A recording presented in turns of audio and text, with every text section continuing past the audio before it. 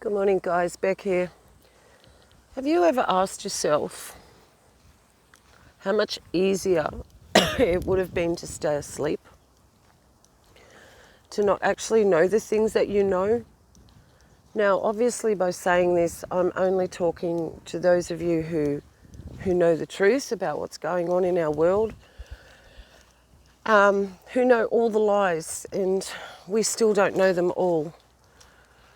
The ones of you who know what's happening in the skies above us, the ones of you who know what's happening with our water supplies, even here in this beautiful country, the ones of you who know what's happening with the inoculation of our children and our grandchildren, the ones of you who know about the deception of NASA and space and where we live, that we do not live where we've been told, that we live in an enclosed system. And that's just a few of the lies. Now, I hope this wind is not buffering this too badly, because I'm going to get down in this creek in a minute, so bear with me. So what I was contemplating on driving down here was that, was it easier to be asleep? Well, it was, in a way, because we didn't have to face these issues, I guess, that we could just pretend they weren't happening. But when you think about it, when you don't know what's happening, really you're just poor and wretched, because you don't know how to fight what's coming. Like, you've got no idea what to do. And there is something coming. And it's coming for all of us, whether we like it or not. And what's coming is the end of this system that we know, which we think we're free, but we're slaves. But it's the end of this, let's call it our freedom system, okay, just for fun. And we're going into a complete slavery system, the beast system, and we will be going into it very shortly. Now, there's a couple of things I wanted to touch on. A lot of brothers and sisters haven't been having dreams about the USS Abraham Lincoln, and I was following a guy in September that he was sure, because of iPet Goat 2 movie, that it was going to be sunk in September, which obviously didn't happen. Now, the thing is, he was right, but the timing was wrong. And he gave up, and he lost a lot of faith, he lost a lot of hope. And it was very hard to see him go through the pain that he went through, that he felt that he deceived people, because he was on YouTube telling people that it was definitely going to happen on that date. So his intentions were good. He just shouldn't have set a date, that's all. Just for a second, guys, this shows you how dry our country is. Here is a swing, and this is a water hole. I'm walking in a creek bed. So this would be quite deep if it was filled. And I actually haven't found this spot over the years, which is weird. I've just stumbled across it today because I'm on the Gold Coast. And yeah, so this is how badly we need water. And I don't think we've ever had it this bad here. So we have something encroaching, coming upon us. And part of the whole thing, and the prophetic visions and that people have been getting about the Abraham Lincoln, it all ties in with what's going to happen. And that's bringing about the beast system. If they sink that ship, whether it's a false flag or whether it is the enemy that sinks it, either way, it'll usher in World War II. Because if America does it themselves, well, they will use it as an excuse. They will still say an enemy has done this. So either way, it will usher in the war. And I'm going to attach the video that I've been listening to. It's something you can just put on your headphones and listen. You know, you don't have to watch them speak, so you can go for a walk or do whatever you want while you're listening to it. But I do advise you to listen to this podcast I'm going to attach in the description box. Now, I do have a feeling in my spirit. I've just, for the first time ever, asked the Father if the Abraham Lincoln is going to be sunk. I've asked him to give me some confirmation, so I'll keep you updated on that. And believe me, I would never exaggerate or tell fibs about anything like that. I don't do that. I just don't do that. I'm walking as closely as I can with the Father, and I'm just being obedient. And if he wants me to say something, I will. But I also know of a lot of people that have information about the end times that have been told not to reveal it just yet, not to reveal certain details until they're told. So the question today is, if you're awake, are you finding it hard?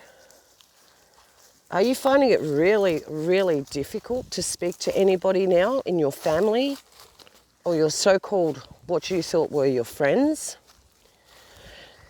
Because to have an intelligent and fruitful conversation is not what it once was. You know, before all this happened to us, we could talk about anything with anybody. Well, if you're anything like me, you can. But now we're very limited in our conversations because there's not a lot that's worth talking about unless it's, what can I say? Unless it's worth talking about. Okay, like there is so much that is just time wasting. I guess what I'm trying to say is once we get to this level of exposure, well, we know what's been exposed to us as truth through the Spirit. I believe people can only be shown the truth through the Spirit, and if they haven't received Christ, Yeshua, into their hearts, if they haven't received him and they've received the truth, that I believe they will, because it is only the Spirit of the living Creator that can show us the truth, because the spirit of deception dwells in those who don't want to know, and their eyes will stay blind because it's too hard for them. And that's the thing I'm getting at. This is a hard journey. We don't have anybody to talk to anymore. We have each other here. And YouTube's trying to take that away from us right as we speak. It's the 11th of December here, and Transpocalypse Now was pulled down last night like a flash. And Mr. E had a really good channel there because he exposes the androgyny, and he exposed Hollywood, you know, the so-called actresses who are not women. And he explained why we have an androgynous apocalypse on our hands, or transpocalypse. It's because it all goes back to their worship. They believe there is neither female or male, that we are co-joined together in the one body as male and female. So basically, I call it a hermaphrodite. That's all I ever knew it as. Now they call it androgyne. So this is what I'm saying about, you try and have a conversation like that with somebody you don't know, or probably worse still, somebody you do know, and they just think that you're cracked. So we need to pray for those around us. And I've sort of narrowed it down in my prayer life now to there's only, until these couple of things are answered, that I shouldn't pray for anything else but these few things. And one of those things is that my family, all of them, get saved, but not only saved, that their eyes be opened to the revelation of what's going on. Because the revelation, and the word apocalypse means revelation, remember, the revelation of these end times is everything coming to the forefront. That everything that had been hidden is now made manifest and is exposed for us to see. Oh, Bo, how are you going to go walking across here, buddy? I think we might have reached the end. So, hang on a sec, guys.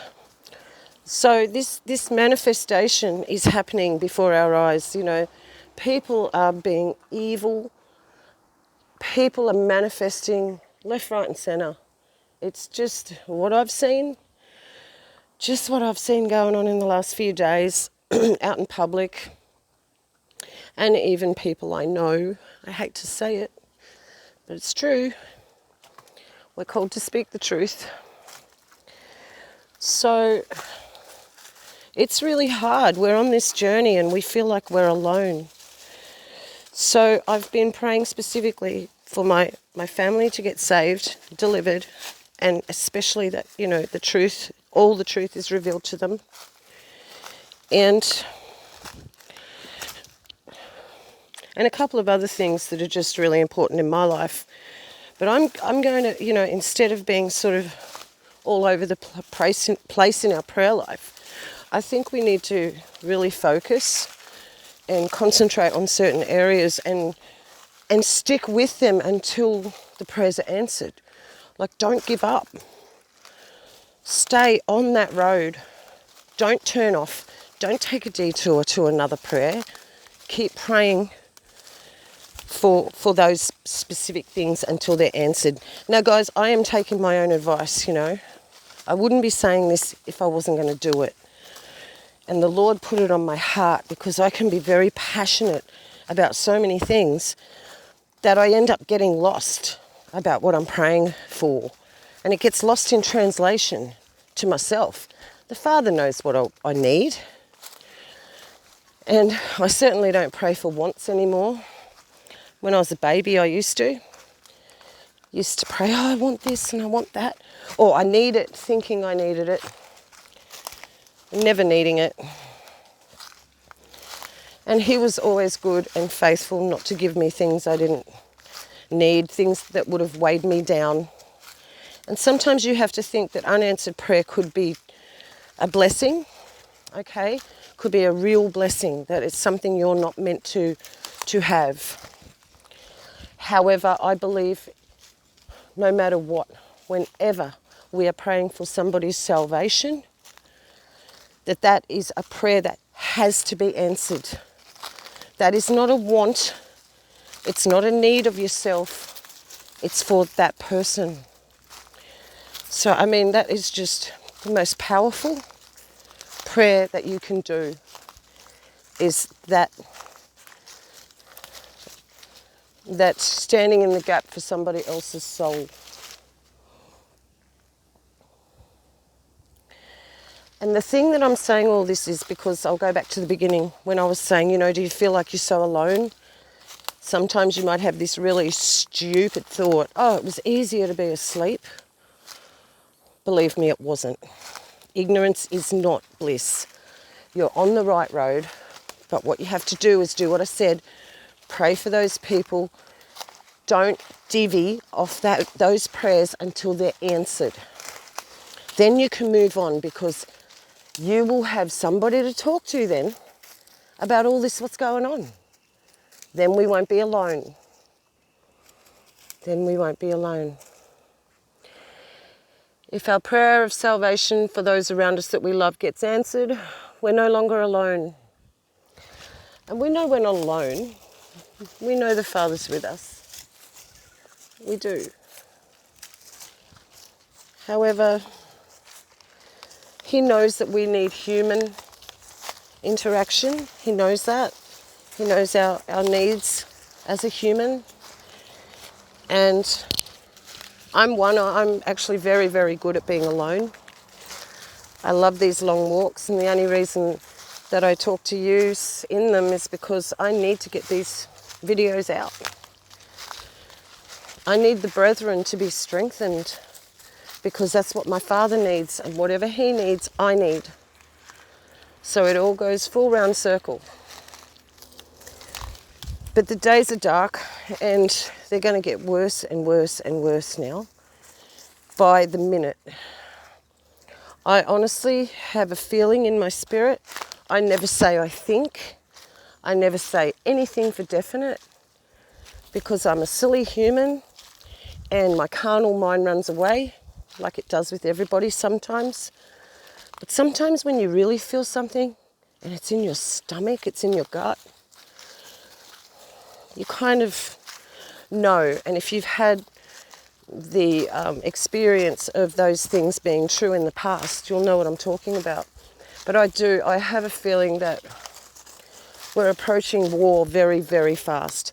And I don't know how it will affect me in this country, us Australians, but I do know how it's going to affect the American public, my brothers and sisters, you over there in the States and in Canada. I have a fairly good idea how it's going to affect you guys. And I pray that you're praying for strength. I pray that you are asking him what to do when it happens, how he is going to guide you. And that is my other major prayer at the moment, guys, is I've been asking him what do I do? Do I prepare at all, or do I flee? Do I let them take me? Do I let them cut my head off? Do you want me to run away? If my family is with me, what do we do? Questions like that are very, it's fair enough. It's fair enough we're asking these questions.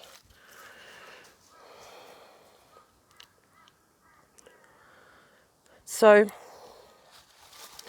I'm just encouraging you to pick your prayers very carefully, because we don't have long. So hone in on what is the very... Whoa! Oh no. Oh mate, come here. Up he pops, come on. Up you go, darling. Oh, he's getting old and it's a little bit rough for him here. I should have thought of that. I love him so much. If we can love an animal that much, how much more are we to love those who are sometimes mean to us, who are bitter to us, who tell us we're stupid, or tell us we don't know nothing, or they manifest in front of our very eyes and say wicked things and be very hurtful. Well, if I love a dog that much, how much more do I need to cry out for these people? It's like the Lord said, forgive them, Father, for they know not what they do. So, point being, what I was saying before, if our loved ones come to the Lord and come to the fullness of the truth, you're not going to do that, are you? You really are not. You come over here now. Jazzy. Those horses will kick you. Over here, beyond the fence. Yeah, so they will get saved, and then we will have people that we can talk to, that we can plan with. What about all this planning on our own, us people who are by ourselves? It's really difficult. And I don't want to plan alone. I don't.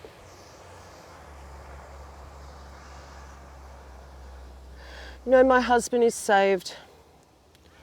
He loves the Lord with all his heart. He prays twice a day, every day. But he does not see the urgency of the hour we are in. He does not understand how far along the clock is, how close to midnight we are. And I know, hey, get out of that. Don't you roll in. No, sorry for yelling, guys. She was about to roll in horse poo and she's just had a really nice swim in a freshwater creek. So I do not want that. Yeah, I lost my train of thought that time. Now, I just wanted to encourage you guys, that's all. You know, the days are hard and it's not easy for me, but I've been called as a watchwoman and I really need to help as many as I can with my words. And I'm only delivering back something that I get when I listen to people like Steve Quayle, like Doug Hagman, like anybody I listen to. I get out of them something. So all I'm doing is giving back something. And letting people know that being a follower of the one who died for us, Jesus Christ, is not some religious trip and that you have to be like this or you have to be like that. And trying to expose the lies of religion. That's so important to me, to let you guys know that, hey, come as you are. That is all he wants. He wants you to come as you are. And he will deal with you and he will deal with those things that are in the way as time goes on. But I think the Father is moving mightily because we're running out of time. There's not time to waste. So those of you who come to him in this end time, you're going to have a mighty spiritual, amazing life on your hands very quickly. Whereas those of us who came into the Pentecostal movement many years ago and were just led astray, we've had to learn all over again. It's like having your legs broken and having to learn to walk all over again. Hang on, Bo, don't go down there. Boy, this road got busy all of a sudden. I'm out in the country. I mean, what? So look, I just hope this has helped anybody who's listening to this. Be encouraged. Time is short. We don't have long. And it could happen any day now. The war could happen. The man of sin could be revealed. And we know that if you believe Scripture to be lineal, which it is, then Yeshua is not coming back the second coming until the Antichrist is revealed. It is plain and simple. Okay, forget your pre-trib rapture. And I'll say it again, Yeshua is not coming back until the man of sin is revealed on the world stage. Scripture's very plain about that. So you just keep praying while there is still day and call on the Lord while he is near and while he still may be found. These are the two most important things I can say to you today. I hope I've blessed you. Thanks for all you who came on this walk with me. I really enjoyed it. Now I'm about to go to my secret, beautiful swimming hole. I might give you a really quick look at that. That'll be the video I post after this one. Okay guys, I love yous. Beck from Oz, I'm off.